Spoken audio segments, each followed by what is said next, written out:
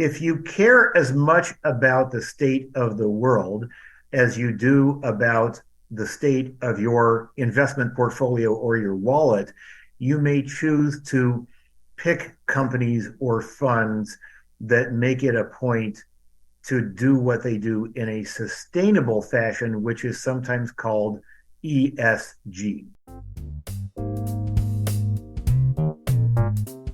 This is the Penny Forward Podcast, a show about blind people building bright futures one penny at a time. I'm Chris Peterson. And I'm Liz Botner. We are blind people learning from each other how to be successful in our personal, professional, and financial lives. Today we are going to be talking all about investing, and more specifically, sustainable or ESG investing, with Penny Forward board member and podcast sponsor, Kane Brolin. I'm not going to spend a lot of time talking about Kane because he is a podcast sponsor and we talk about him every week on the podcast, but he'll introduce himself right after this. Before we start, we'd like to thank Ron and Lisa Brooks at Accessible Avenue for sponsoring the Penny Forward podcast. I'm sure many of us have experienced frustration and uncertainty when trying to use public transportation or paratransit services that are either inaccessible or just poorly designed for meeting our needs. Accessible Avenue works with transit agencies and other mobility providers to make transportation services accessible for everyone, including those of us who are blind or visually impaired. Accessible Avenue also works with individuals and organizations who need training or assistance with public transportation problems. You can learn more at www.accessibleavenue.net. We'd also like to thank Kane Brolin of Brolin Wealth Management for sponsoring the podcast. Investing doesn't have to be complicated, and it's never too late to take action. But depending on how far away your goals are, the decisions you need to make will be very different. Kane Brolin is a blind certified financial planner and chartered special needs consultant who may be able to help you no matter how much you have or what stage of life you are in. Learn more by visiting brolinwealth.com or by calling 574-254-7180. Securities and advisory services offered through Commonwealth Financial Network. Member Finra SIPC, a registered investment advisor. Kane, welcome. Thanks for being here. Delighted to be here and delighted to be a part of the Penny Forward team, Chris. Well, we're delighted to have you, and so people who aren't us can get a chance to get to know you. Can you tell us a little bit about yourself and your blindness?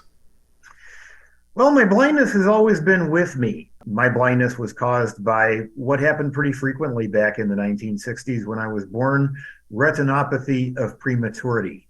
I was born 3 months before the end of the term, weighed less than 3 pounds, placed in an incubator, and my understanding is that it was called oxygen toxicity, which caused damage or burns to the retinal tissue in the back of my eye. And it just kind of spiraled down from there. As a child, I do remember some pinpoint light perception. I could tell if the sun was out. I could tell that if there was a light on in a room, but could never distinguish colors or shapes or shadows with that. And now, don't have any visual acuity at all. I tell people that that's okay. The fact that I've always lived with this condition simply means that I've always done things to adapt to it. Now tell us about your career as a financial planner. How did you get involved in that field? How long have you been doing it? And what do you enjoy most about it?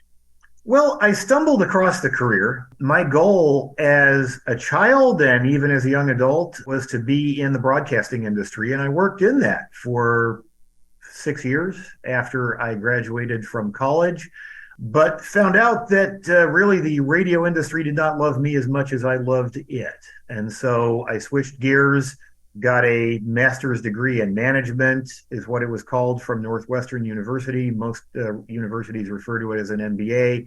Worked in the corporate world, had a lot of different other things happen in my life. And I think just over the years, my wife and I decided that we were more suited to being entrepreneurs than to working in the corporate food chain someplace. And I got into the financial planning industry just by answering an advertisement, a billboard, I think, for American Express at that time. And I had no idea what that was going to be, but it seemed like a career where I could work with individuals and be a self-starter. And it turned out that I got hired when I interviewed for the position.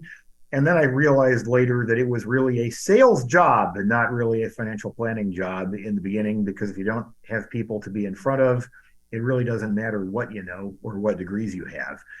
So I did the telesales thing for a while until building up enough of a client base in my practice that I actually could do some good for somebody working as a financial planner or making investment choices for them. I've done it for 22 years. Along the way, I've picked up different certifications and designations that don't come with your licenses to sell. So, as an example, I am a certified financial planner professional and have been that way since 2006. And I also have a specialty that proves that I have the knowledge to work with people that have issues around special needs, either for themselves or in their family. So I'm also a chartered special needs consultant and have been able to use that title since the beginning of 2017. So a little over 5 years with that. You mentioned helping people make investment choices. And I think that's the first thing that people think of when they think of a financial planner is investing. But I wonder how many people actually know what investing is. So could you talk about that in general terms? What is investing? When somebody has money, they usually got it in one of two ways. Either someone gave it to them, as in a birthday present, Christmas present, inheritance, or they earned it through a job. We know what it's like to have money because we earned it or because someone gave us some. But if you have a little bit of money, there's another way to earn it. You can pool the money that you have with other partners, maybe thousands of partners or millions of partners that you have never, ever met. And you pool that money together to own pieces of a company. So even if all you have is a couple of $1,000, as an example, you can own a little tiny piece of Amazon.com or Apple Incorporated or Shopify, or you name it. You can put that money with a bunch of other people's money into a company, and then when they make money by selling a lot of what they have, or if they pay you a dividend, then your piece of that money can grow, even though you didn't have to do anything actively to earn it on a job.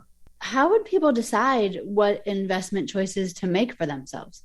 So as I understand the question, it would be like, okay, let's say that you have $3,000 lying around that you don't have to spend just to pay the bills this month, and you can invest it for a longer period of time to meet some goal that you personally have out there in the future.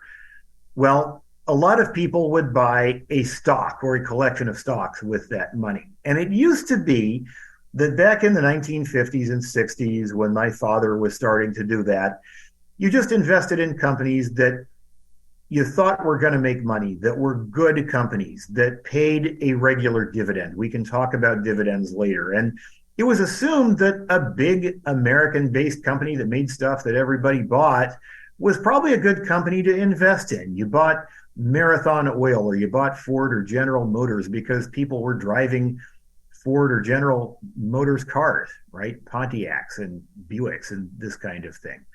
Because it was said that what was good for General Motors or Ford was probably going to be good for the country. And we always felt patriotic and wanted things to be good for our country, good for our wallets, and good for the companies that made them.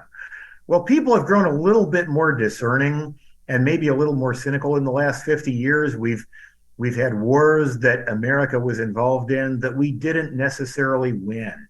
The good guys didn't always seem to win. And then we found out that some things that, for example, big oil companies did or the big food companies did weren't always good for workers, weren't always good for the environment. And so a growing number of people who know that they need to invest money in order to build their nest egg are not just satisfied with investing in a company that's earned a lot of money over the years. They want to invest in something that is also good for the environment, companies that treat their laborers well, companies that are concerned about the impact that they have on the world. And these types of companies are known as sustainable, having sustainable processes.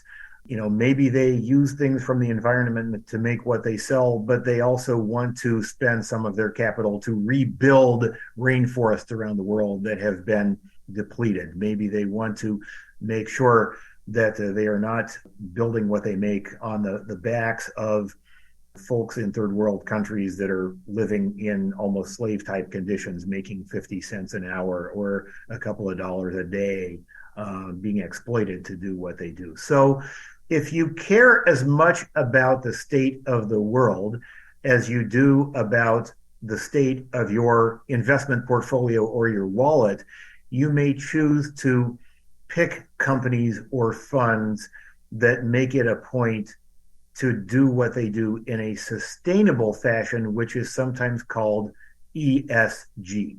And that's an acronym that we can talk about later.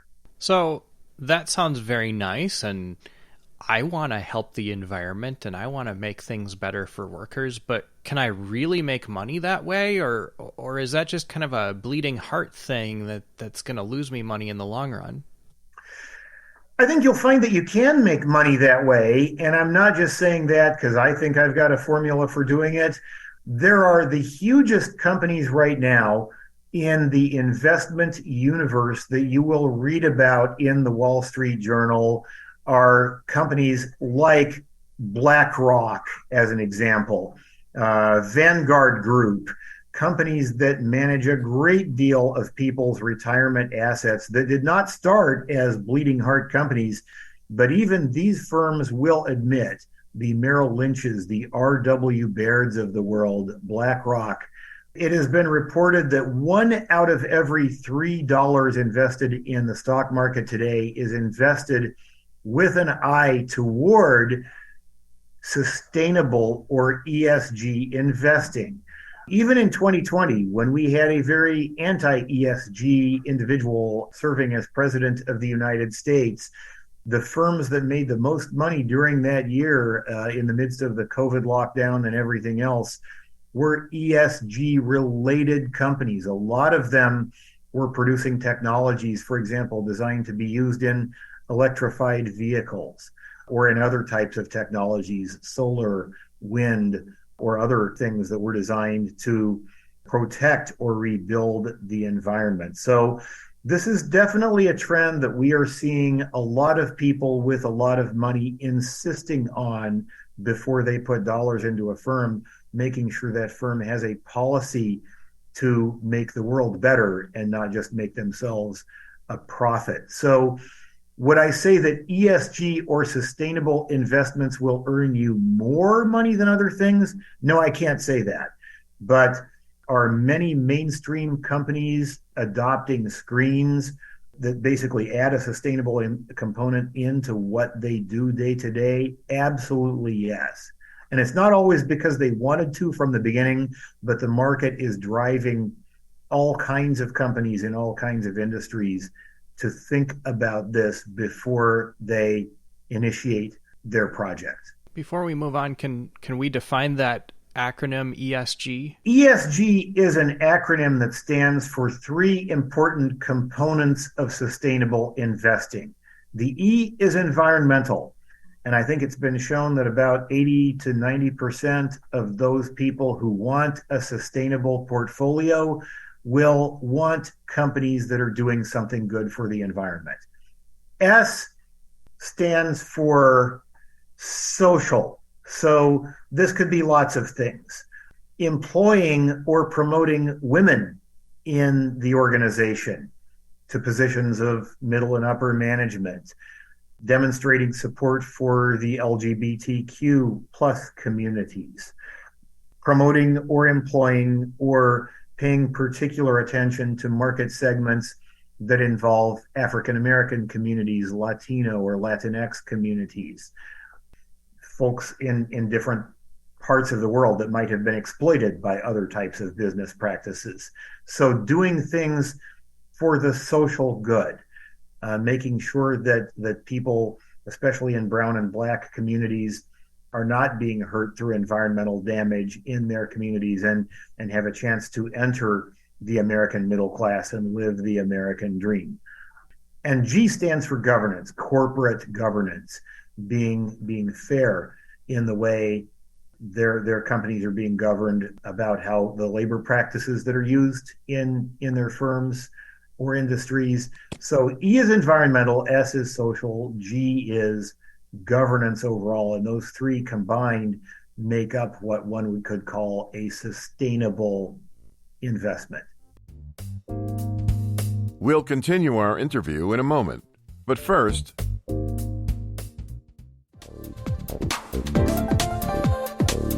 looking for resources and services related to blindness and low vision? The trained staff of the American Printing House for the Blind Connect Center Information and Referral Line are here to help. Call 1-800-232-5463 or visit our website, aphconnectcenter.org, to access our Community Connect calendar, our directory of services, as well as our websites.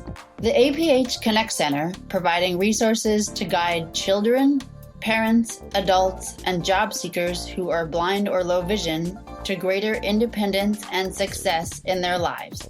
Call 1-800-232-5463 or visit aphconnectcenter.org for more information. ¿Busca recursos y servicios relacionados a la pérdida de la visión? El personal entrenado de American Printing House for the Blind Connect Center, línea de información y referencias, está aquí para ayudarte. Llame al 1-800-232-5463 o visite nuestro sitio web aphconnectcenter.org para acceder a nuestro Community Calendar Connect, nuestro directorio de servicios y nuestros sitios web. El APH Connect Center, que proporciona recursos para guiar a los niños, padres, adultos y personas ciegas o con discapacidad visual que buscan trabajo para una mayor independencia y éxito en sus vidas. Llame al 1-800-232-5463 o visite aphconnectcenter.org para obtener más información.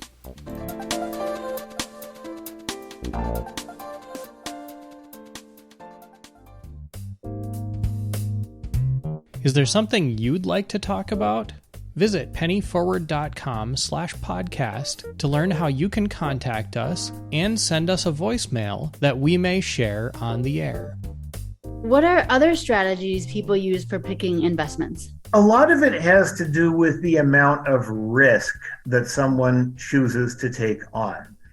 As an example, if someone came to me as a financial advisor and said, I've only got $2,000 to put into something, would I encourage them to put those $2,000 into a startup company that specialized in solar technology or electrified vehicles or hydrogen-powered vehicles?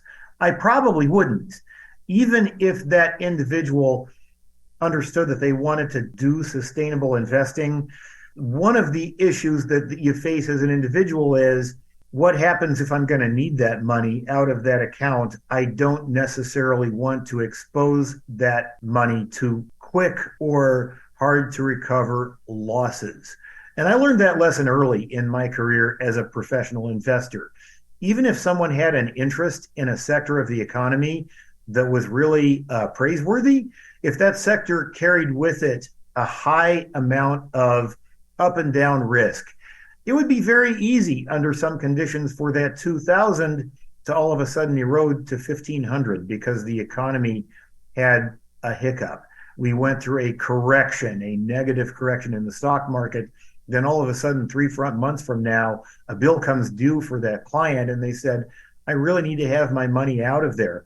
Well, how would I feel if their $2,000 when they needed it was only worth $1,200? That's a leading consideration. So you don't just want to invest with your heart. You want to invest rationally, knowing that you don't want to expose the entirety of that money to a high amount of short-term volatility, which means way up but way down risk in the marketplace. So it might be that we want to put that $2,000 into a bond investment where instead of being a part of the ownership group of a company, you are a part of the lending group for the company and you're earning interest. Or maybe you want to invest in a more established, really large cap company that pays a dividend on a regular basis, but may not grow or diminish its stock value by a whole lot, but maybe it pays you 3% a year in addition to whatever the value of the stock grows by. Or maybe we want to pick a mutual fund which invests in a particular way, but doesn't put all your eggs in the basket of one particular stock, but maybe you own 80 different positions with that $2,000 so that if a few of them tank out and lose value for a while, others can gain at the very same time. So there are a lot of ways that we can grow what you have in good times, but still have a protective component that makes it less likely that you're going to lose a lot of money in the short run. And so the first thing I look at is not someone's social values or their environmental concerns, but their individual stomach for up and down risk. And we can give somebody a questionnaire that helps to answer that individual question about how much short-term, day-to-day, month-to-month risk of loss can you take on? So I think a lot of us know about how stock prices vary over time and that you want to buy low and sell high, right? But you've mentioned dividends a couple of different times, and that is another way to earn money, one that makes my eyes light up when I hear about it. And yet I don't think it gets talked about nearly as much as stock price appreciation. Can you talk about dividends and how they work? Sure. Let's take the Wayback Machine back to the 1950s and 60s again. A lot of times those people who were the generation of my parents that came up during World War II, as an example, they invested in things that they knew. You could invest in General Motors. You could invest in IBM. You could invest in your local utility company or somebody that maybe hired you even back in your local community if they were big enough to be a public company. A lot of people where I grew up in Cedar Rapids, Iowa, worked for a firm called Rockwell Collins, and that later got turned into a company called Rockwell International. Out here, there is a company in northern Indiana that was known as Bendix for a long time, and they've been absorbed in Honeywell. But a lot of folks spent 40 years working for that particular company.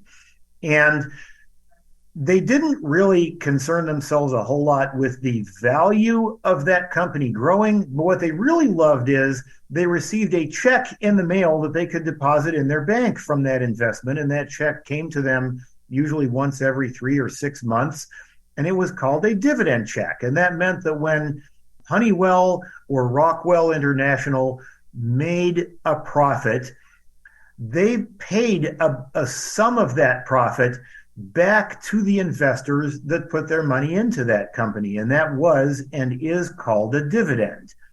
Now, most people don't receive a dividend check in the mail because that stock, if they own it, is held inside of a mutual fund or it's held inside of a brokerage account. So you can have the money from the dividends spill back into that brokerage account in the form of cash that you can spend, or it can get reinvested back into that stock. If you like owning, I'm just going to mention McDonald's because that's been a tried and true provider of dividends for many people for a lot of years.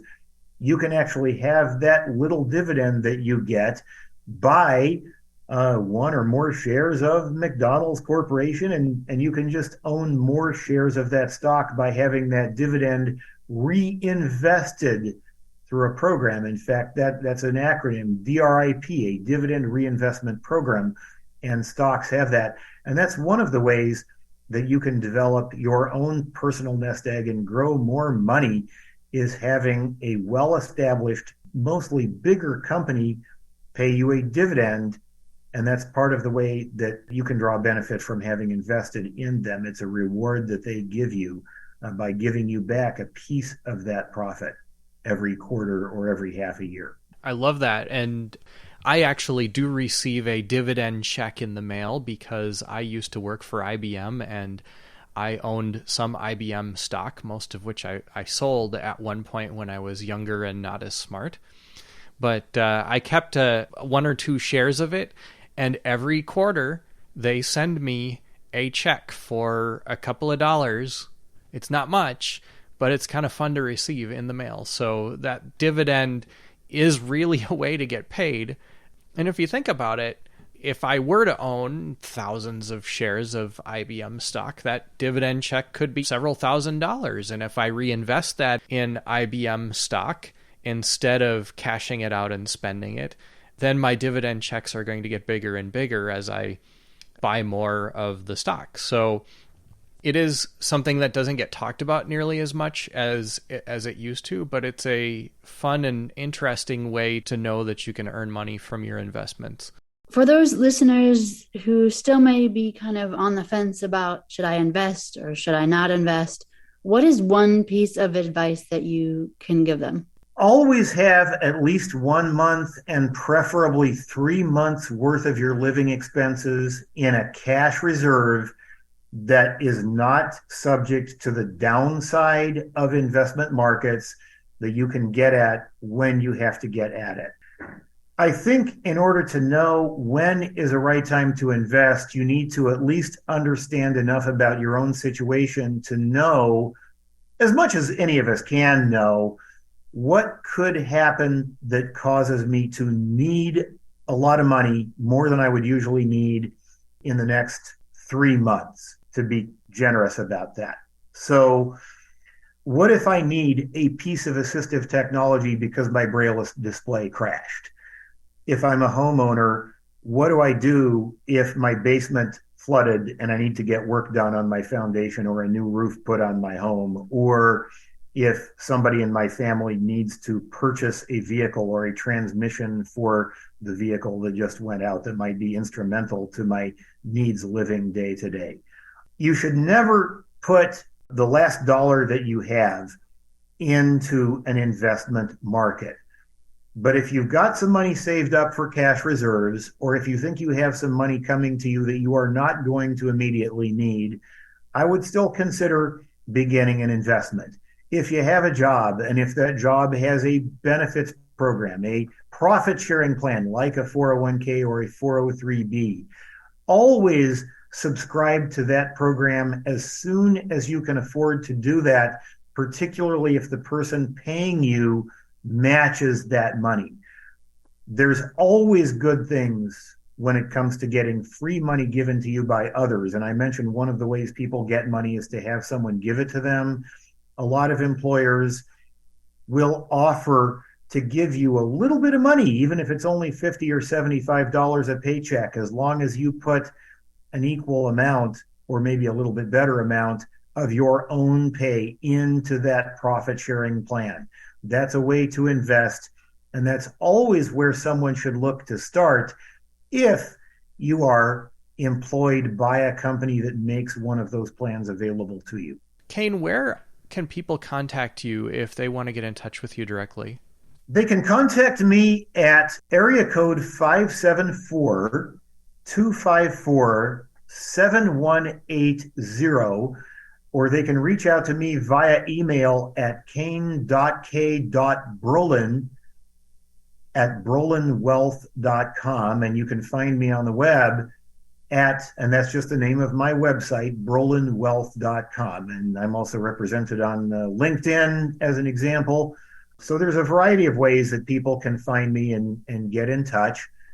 And it's not just investing that I do, by the way. I can also advise on lots of other issues, including, and I want to just bring this up very briefly, the ABLE account, which is a form of investment that not everybody can participate in, but most people with disabilities can find a way to invest in it. And this is a way that you can actually earn money tax deferred and pull money out tax free and make a profit and be a part of the stock market in a way that is particularly available only to certain types of people that live with a lifelong disability. We're out of time. This has been a great conversation, and I hope that you can come back again and talk more about this, because I'm sure there's a lot of stuff we weren't able to cover today. But Kane, thank you very much for being here. It was good to have you. Thank you. And please, anybody that wants to get in touch, no matter what you have or don't think you have, I'm definitely willing to speak. It means a lot to me that we in the blind community are able to benefit from the power that is in investing in other financial planning tools that people around us have been using for decades.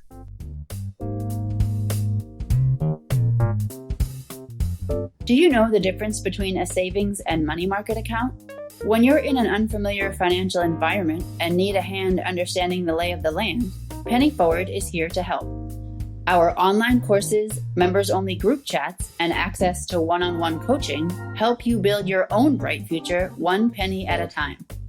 It's easy to sign up or cancel at any time, and memberships are just $9 a month or $99 a year. Visit pennyforward.com/membership to join us today. The Penny Forward podcast is made possible by a sponsorship from Dennis and Nicole Molinas.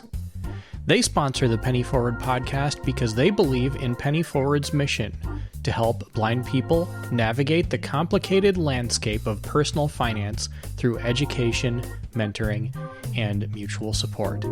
Thank you, Dennis and Nicole, for your generous contribution to sponsor the podcast. The Penny Forward podcast is produced by Liz Botner and Chris Peterson. Audio editing and post-production is provided by Byron Lee at superblink.org, and transcription services are provided by Ann Verdine. Penny Forward is a community of blind people building bright futures one penny at a time.